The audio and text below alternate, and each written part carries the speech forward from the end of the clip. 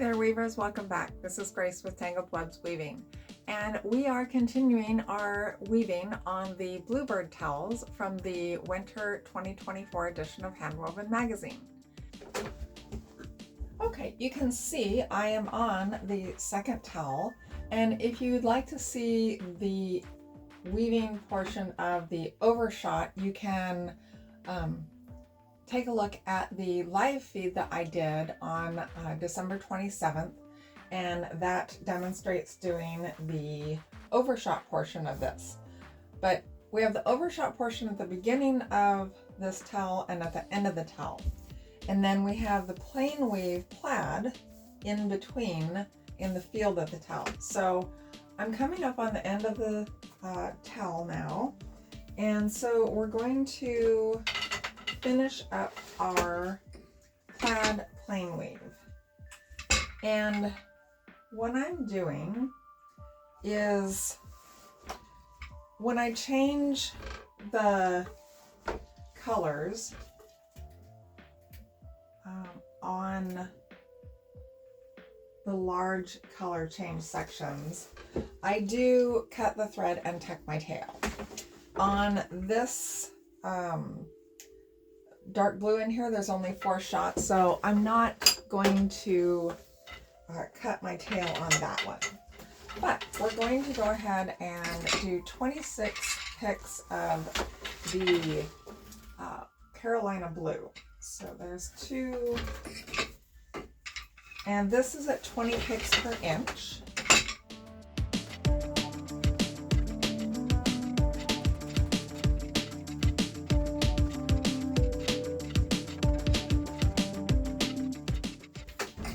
All right, 26.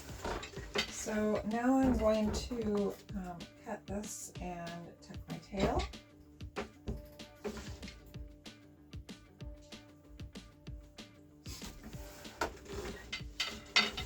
Now we will do the last balancing repeat of this section, which is 16 picks of the light cornflower, 4 picks of the warm navy, and then 16 picks of the light cornflower.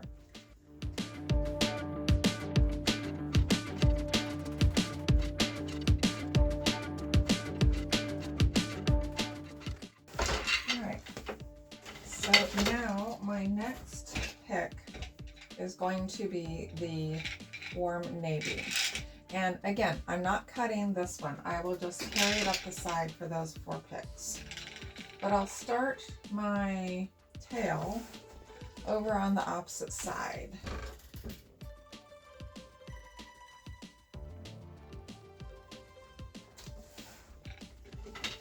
And then we will go around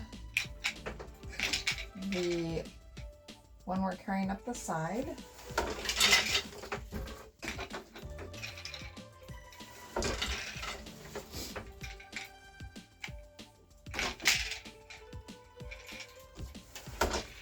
And then we will cut this one off.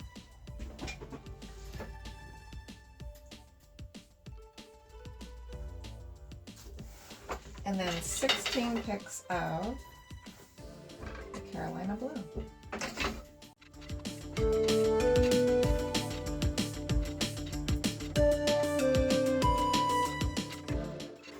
All right, 16. Now I'm not going to cut this because our tabby for the next segment is the light cornflower. So we're going to just leave this attached, but we are going to advance our work.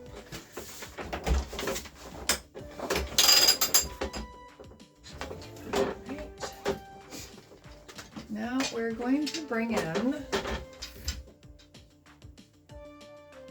the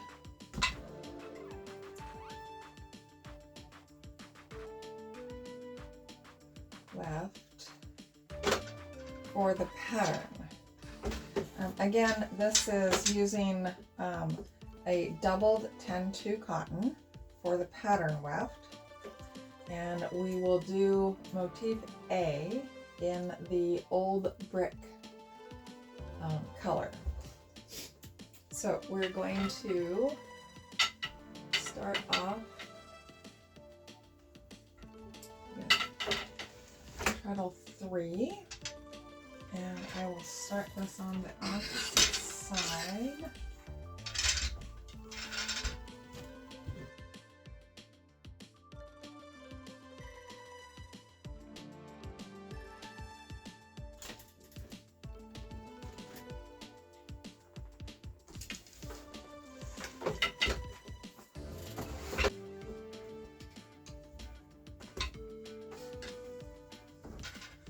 And then we take and throw a pick of tabby.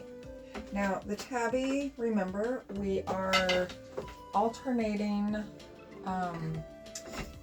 tabby 1 and tabby 2. So we will, and I need to remember that I need to beat very hard on this. All right, so we're going to do 3 again. And the next tabby.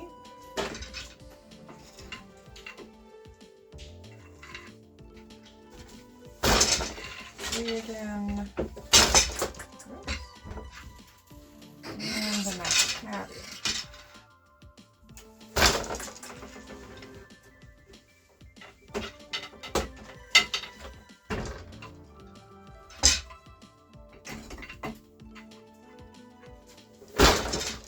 We'll switch to 4. And we'll just continue on with our pattern in this manner.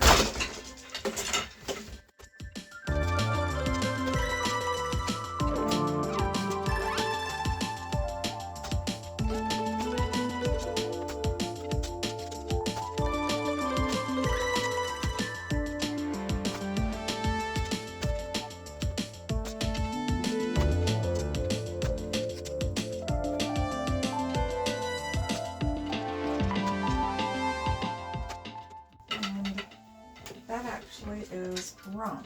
So I forgot that I need to change to have the tabby be the warm navy.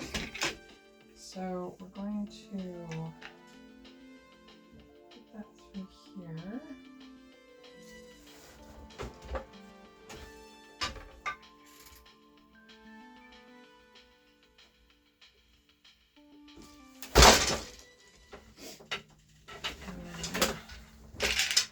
We'll go ahead and just carry the light blue up the side like we did down here, because it's just 3 picks of the warm navy for this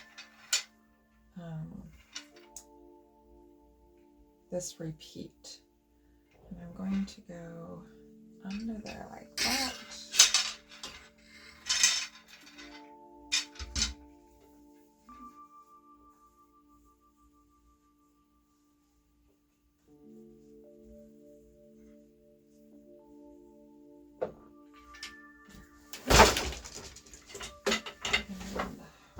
Navy again, and I'm going to be sure I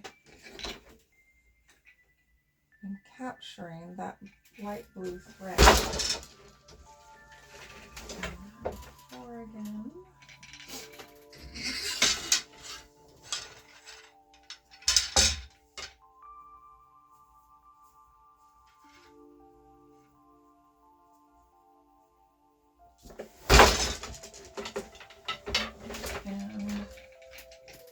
Warm navy. Now that's the last pick of warm navy, so I'm going to go ahead and cut it, tuck my tail,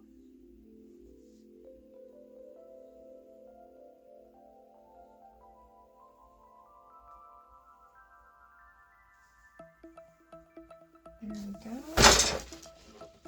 and then I can do 3 but I want to be sure to capture this light blue thread around that selvage.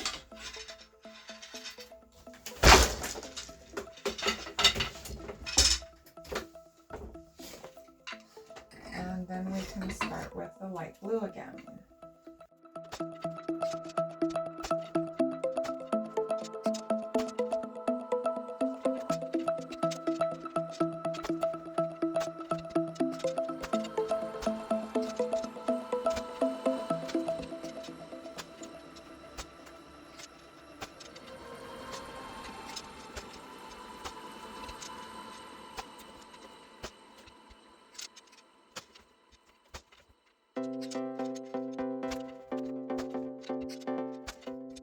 Now, I know on my next tabby pick that I'm going to be changing colors, so I want to go ahead and cut this one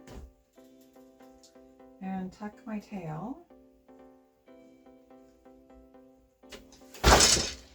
and then leave my next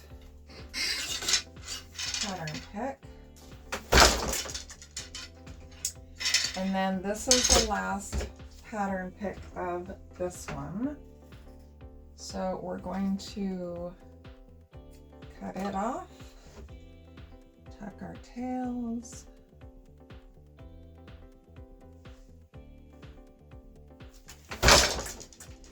and put in the next pattern pick, or tabby pick, with the new color.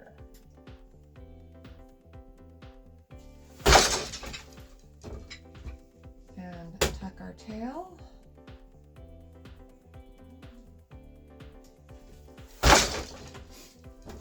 and now I need to change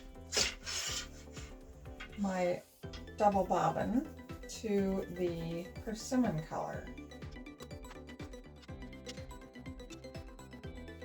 Oh, cannot get that through there. There we go.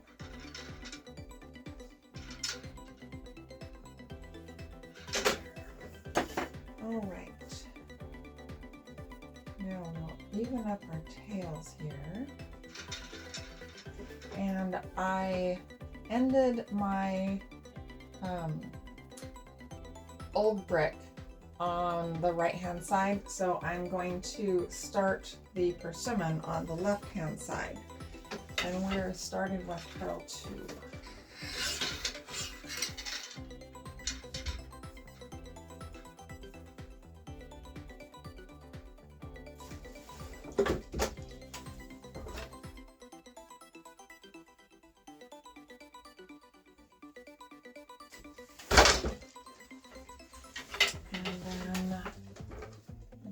Double check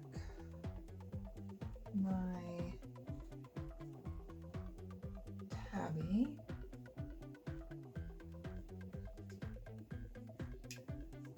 My tabby is 6, so my next tabby needs to be 5.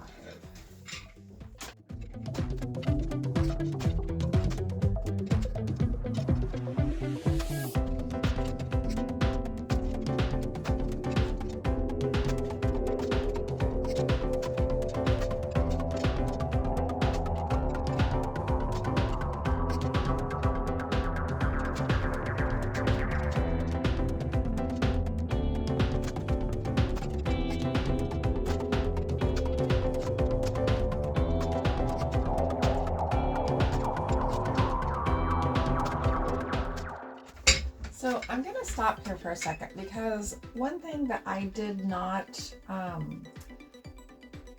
reiterate in this video that I did in the previous video, in the live feed, is on the original towel, the first towel that I did, where we had the overshot that was throughout the whole towel, I was not beating nearly hard enough.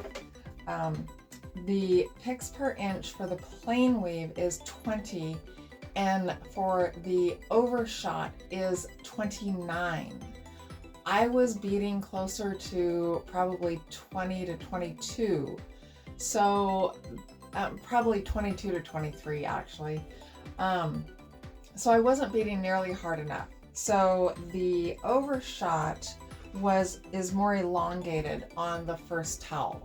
So if I do another of the towels that has the overshot throughout the whole towel, it will look a lot different than the one that I wove before.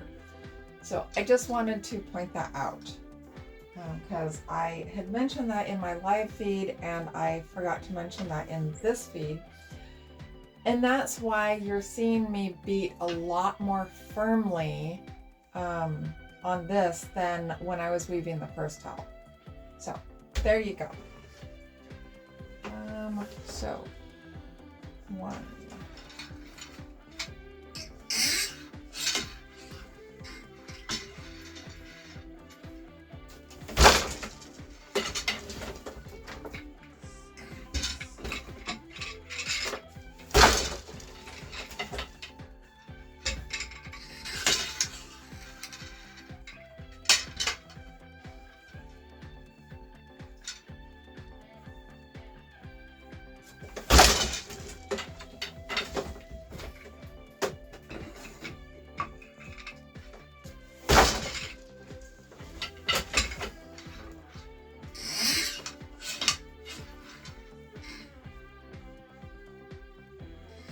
And I think I just broke a thread.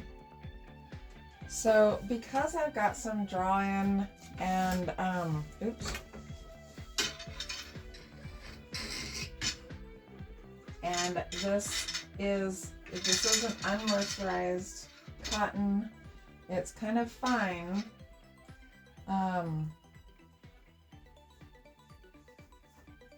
And I've been getting some abrasion here along the sides. So I think that I just broke a thread right there. Yep, I'm pretty sure I did. All right, so I'm gonna have to find, there it is right there. I'm gonna have to put in a repair thread. So I'm gonna go ahead and leave this pick unbeaten so that I kind of know where I am. Yeah, and we'll put in a repair thread. So this is actually a good exercise. The repair thread is going to be the, well, see if I can get, is going to be the light cornflower. And what I'm going to do is I'm going to measure off a length that is more than what I have left on my warp. So I'll probably just go ahead and measure off 5 yards, and that will give me plenty to hang off the back of the loom. So I'll get my measuring tape out here, and I'm actually going to measure off more than 5 yards. I'm just going to go ahead and do 7 yards because I don't want to end up without enough. So I like to use old spools as my weights. And so I'm going to take this 7 yards, and this is just a spool I have with a little bit of yarn still left on it. I'm going to wind my 7 yards of warp around there. Now I'm going to go from the back of my loom, and I'm going to thread this end from the back to the front through that heddle that has the broken thread in it. And then this spool will go over the back of my loom. But before I do that, I'm going to take another spool. The lighting is terrible. So this spool fits on top of this spool and will nest. So you need two spools that are the same diameter. I'm gonna take the end of my warp thread, and there's a bunch of static on it, so I can't actually get it through there. So we'll just thread it through here. And then that'll add some weight. And I can thread it down through my spool. And then, so now I've got a spool where it's coming up through the top. I can suspend that.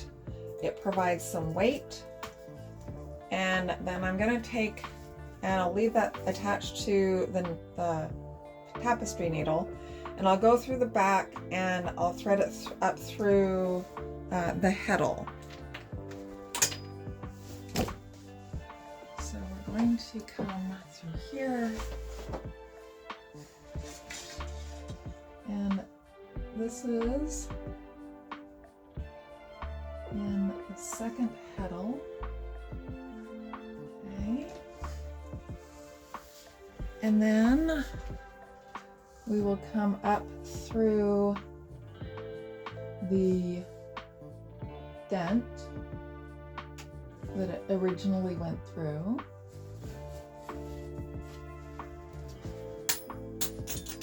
And I just dropped my tapestry needle. So you can see I've got a fair amount of draw in there, and I should have been watching that. So now I'm going to grab a T-pin, and I'm going to wrap this repair thread around the head of the T-pin in a figure 8. And my cat wants in. So I had somebody recently say they were watching one of my videos and they heard their cat meowing, and like he was trapped in a room somewhere. So she paused the video, went to look for her cat, only to realize it was my cat. So we'll let my cat in. There you go. All right. And now to counter the draw-in, I am going to put on my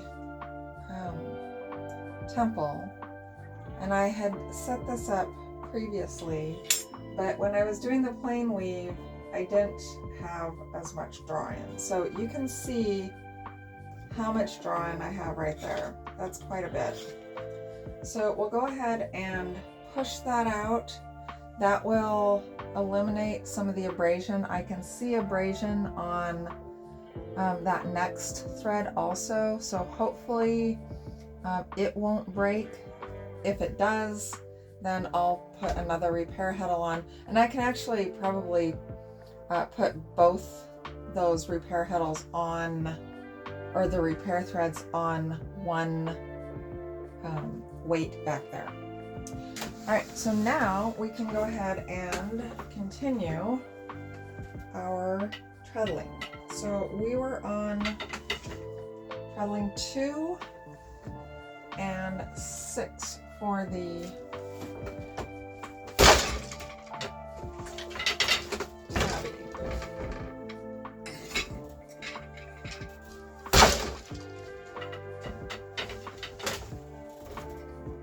And then when I get done with my weaving, when I take this off, I can weave in that end. I can needle weave in that end, and you won't even be able to tell that it was done. Boxer, what do you want? Huh?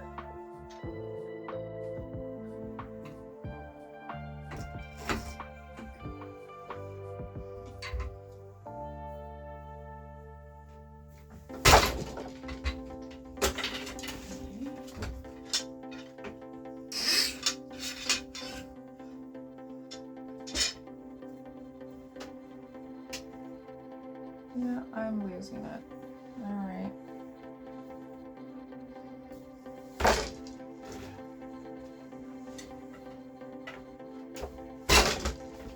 All right, so before I go any further, I need to address this fraying thread here. And the question is, it hasn't completely broken yet. I could reinforce it with a short piece of thread and glue them together, and that would save me having to put in a repair thread. So I think that's what I'm gonna do. So this is another good opportunity to show you a little technique that I don't know if other weavers do this. I've kind of developed it. But what I'm going to do is I'm going to take a short piece of thread, and let's see if we can get you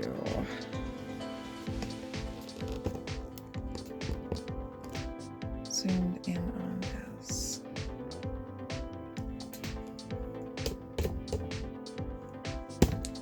All right. So you can see this thread right here is frayed very badly. So what I'm going to do is I'm going to take a piece of the same thread, and I'm going to lay it against it, and I'm going to overlap it onto the woven piece somewhat. And then I'm going to take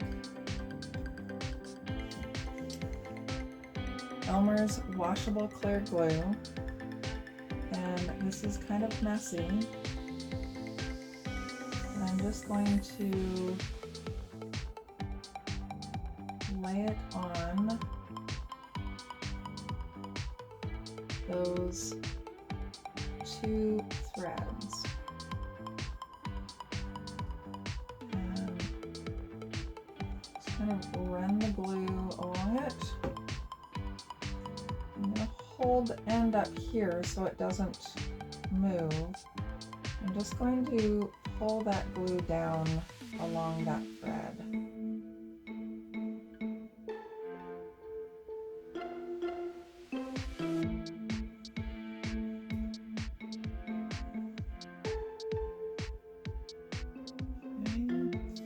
Now I'm going to actually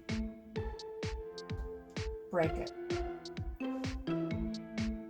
and continue pulling that glue down along the thread, and I'm going to twist it in the same direction that the ply is. And you can see I kind of pulled it down a little further than I think I wanted to.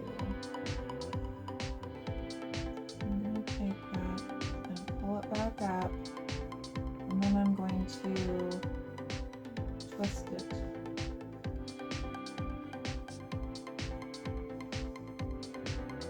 And this will put some of the twist and some of the strength back into the thread.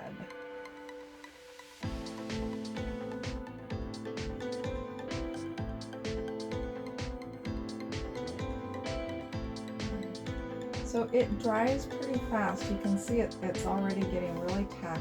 So I am going to just let it go and let it hang and dry for an hour or so. And then I can come back and I can treat it like a repair thread. I'll put a T-pin in here. I'll wind that around the T-pin, tension it, and the tension isn't so high that it's going to pull those glued threads apart. Once the piece is wet finished, the glue washes out and you have what is essentially a just a repair thread, just like we did with the other, with hanging over the back. I didn't do that with the one hanging over the back because it had already broken, and I didn't have that piece that went all the way back to the fill line. So I felt more comfortable using a traditional repair thread, which I could have done that for this one too. I could have put in another repair thread, which if I'd have realized that that was so frayed when I did the other repair thread, I probably would have just put in 2 repair threads, weighted them off the same weight off the back. But so I'll wait for that to dry and then come back and we'll finish up weaving this. Okay, so here we are back. It's been about 3 hours. I got distracted making dinner. And so here is our repair thread. And you can see it is stiff right there where we glued that extra piece of thread on. And I am going to take the end and wind this around a couple times and then just do in a figure 8. All right, just so it can secure it. And then I'm going to pull it back and kind of feel my tension a little bit and figure out about where I need to put my pin. And I think about there is good. So we're going to put the pin in. I'm going to try and keep that head, the head of that pin in a little bit. Hopefully I won't catch it again because that was the problem before. I think I'm going to spin this around a couple times, take up a little more tension. That feels about right. Okay, so now I can continue weaving. This will kind of create a little bit of a bump on that selvage, but once the glue washes out after it's wet finished, it'll be fine. All right, so we can finish up our weaving. And we're going to do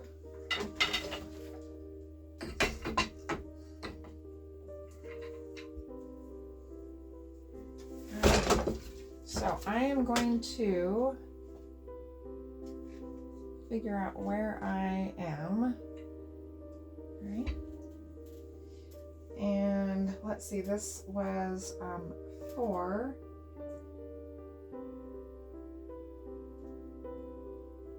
It's 4, 3, 2, 1, 4,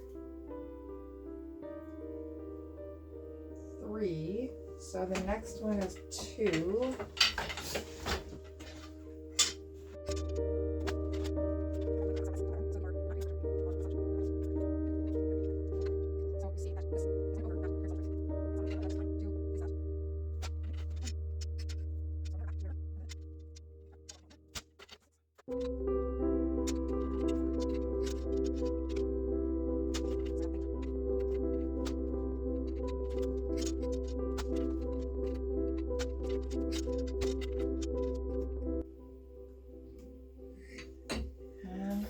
I'm going to be kind of watching this selvage thread until I get all the way past where I glued it. So it will probably be into the next towel that I'm kind of watching that edge.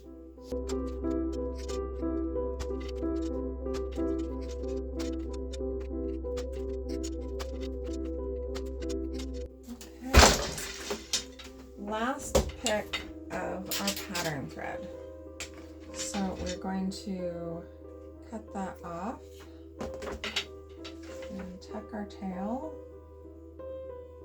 I'm going to go around both those bottom threads just to give it a little more stability.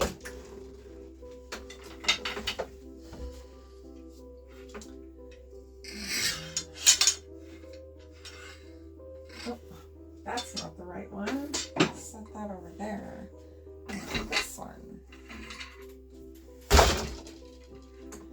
Now we're going to weave 30 picks or 1.5 inches of plain weave to get our hem allowance. And I'm going to move my temple up.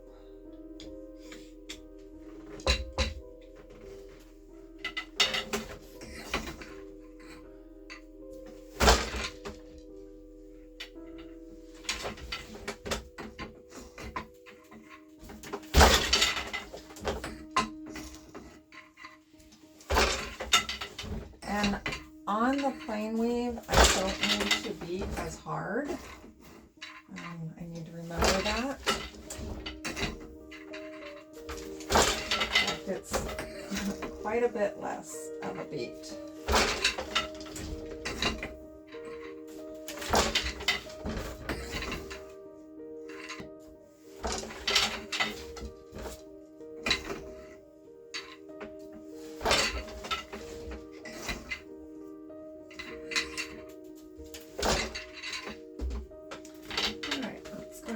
Measure because I haven't been counting. So it looks like I need 2 more picks and we'll be at the end.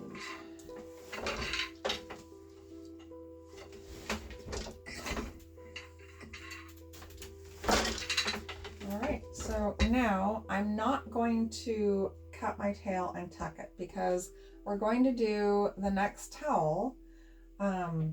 And that we'll just put our, so between towels I use fusible thread, and I mentioned that in my live stream the other day. But what I will do is I have a bobbin here set up, and we'll just go ahead and do that. So this has fusible thread in it. It's just a spool of fusible thread that I got at the fabric store. And when you iron it, it melts and it will hold the weft in place long enough for me to be able to turn the hem and sew it without having to zigzag stitch between each towel.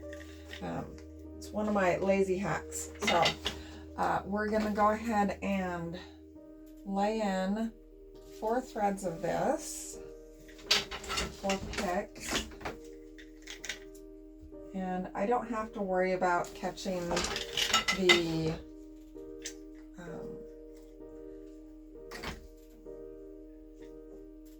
the blue thread up the side.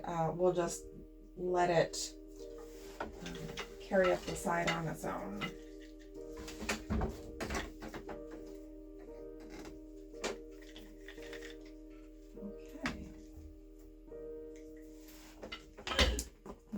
And just snip that off short, and then we can start the hem for our next towel. I hope you enjoyed watching this video. If you did, please give it a thumbs up and consider subscribing to my channel. Thanks and happy weaving.